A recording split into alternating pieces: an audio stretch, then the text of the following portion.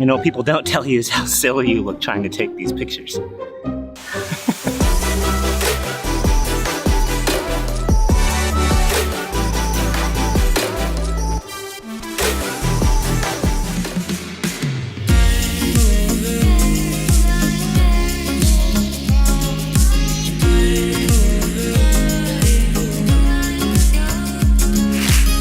if you're a fan of my Instagram page or my YouTube channel, you know that I'm a big fan of float photography.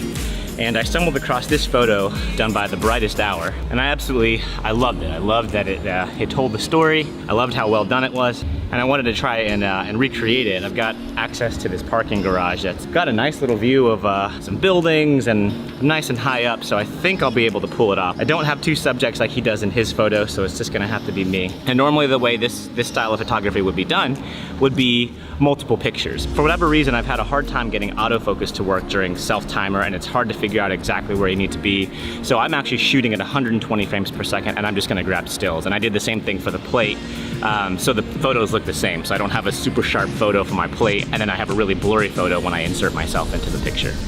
So the first thing that I do is I scrub through all of the footage that I took, and I try and find the best poses out of those shots. Now, because I was shooting at 120 frames per second, it made it a little bit easier to find those poses. If I was shooting at 60, the footage would be moving a little bit faster, but it would still be possible, and same thing with 24. You don't have to shoot at 120 frames per second, but it just made it a lot easier to find those exact shots that I wanted to use. Once I selected the photo that I was going to use, I clipped it out using the lasso tool. You can also use the pen tool if you like, and I placed it on top of the photo plate. To eliminate some of the harsh lines, I used the blur tool to give it a little bit more of a convincing look.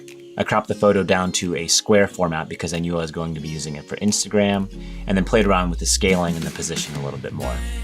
Once I was happy with the composition, I added a slight color grade, pushing everything into the blues. It was at this point I realized that the photo quality wasn't great because I was using footage rather than stills.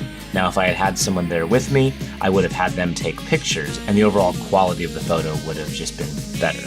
So rather than try and continue to try and push a blurry photo into a sharp-looking, more convincing photo, I just leaned into the fact that it was bad quality. I wanted it to make it look like it was an old photo, so I dropped in some grunge elements and some photo burn and still elements into the photo to give it the illusion that it was taken with an older camera. This sort of grain and grunge can really help hide some of these edits and just gives the photo a certain aesthetic.